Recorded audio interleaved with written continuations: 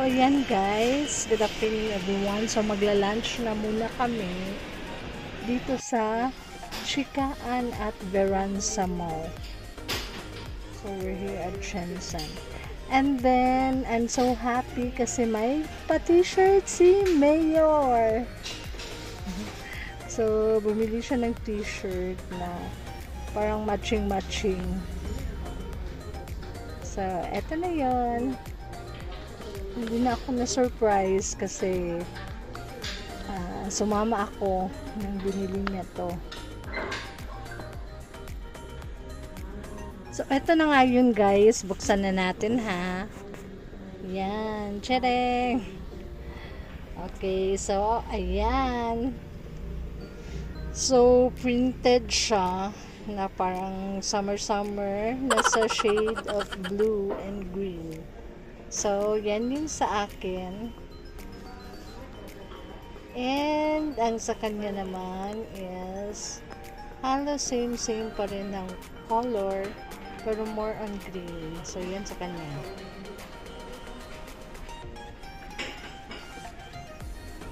Okay, thank you. Okay, so yan, ibalik na natin muna ito sa loob ng kanyang paper bag.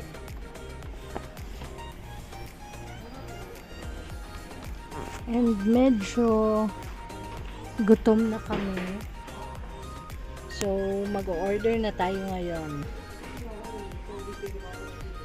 Okay, so ano ba masarap kainin? Feel ko lang mag-seafoods lang. So, hindi naman ako masyadong gutom. So, hinayaan ko na siyang mag-order.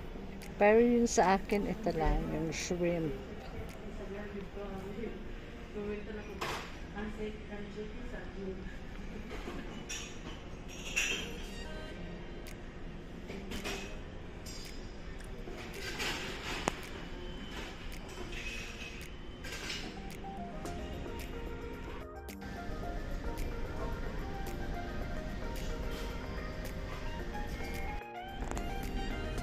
So, ito yung placemat nila guys. Para rin siyang kapag bored ka. So, pwede mong sagutan itong puzzle.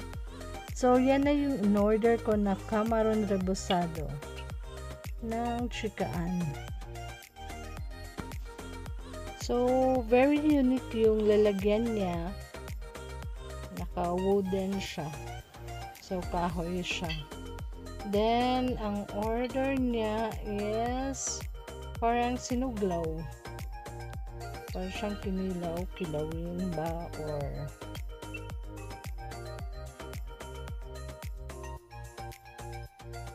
so, come on, let's eat guys.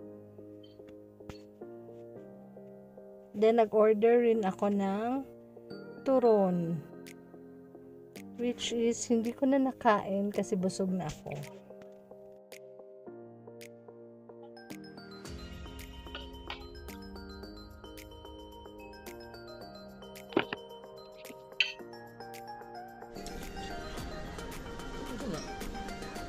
Order na?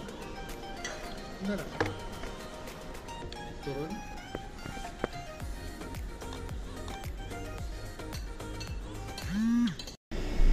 Hi guys, welcome back to my channel. So, I'm with my driver. So, this afternoon, may pupuntahan kami. May titingnan kami na bougainvillea na grafted. So, like yung sa mga Pacquiao na mansion, yung bougainvillea nila na iba't ibang colors. So, if magustuhan namin yung color, bibiliin niya at i-gift niya sa akin. Sure.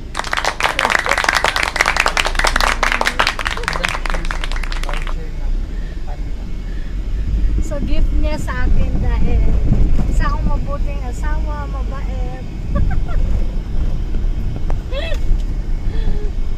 Hindi ako nabibigay ng sakit ng ulo. Boss! So, welcome to the land of bougainvilleas. Andito kami sa Promised Land. So, dito yung maraming nagbibenta ng mga bougainvillea na grafted. So, ito siya guys. Ito yung mga materyales nila. Yan. So, ang maganda at iba't ibang kulay. Yan. Pero masyado siyang mahal. So, ang ginawa ni Roy, naghanap na lang siya ng yung mabibili niya na sanga pa lang. Kasi hindi niya afford yung ready na talaga. Yung grown na.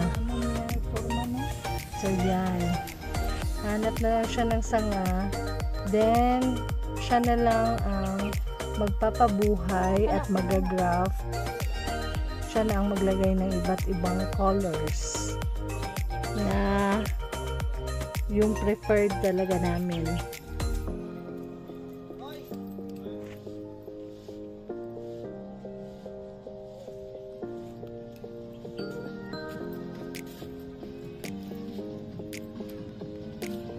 Kani buhi na niya. Sa may mga color ano? Ha?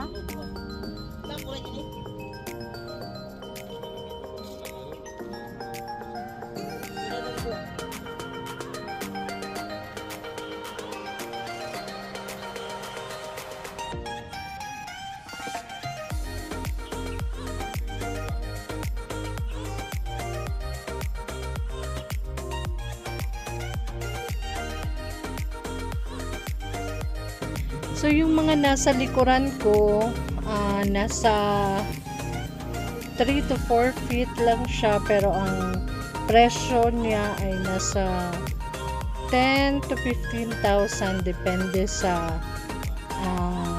structure ng sanga niya. Depende kung maganda ang forma, yun ang basis nila sa pagpresyo. At saka kung maganda ang kulay ng flowers niya.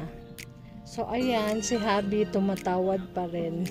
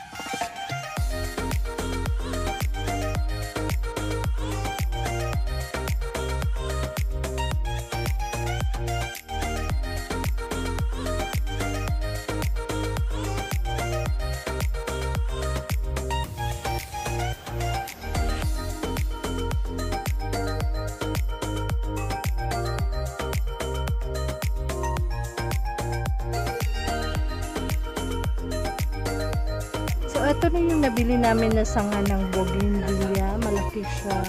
So, kami na ang magpapabuhay at mag-graft dito ng iba't ibang colors. So, abangan nyo guys.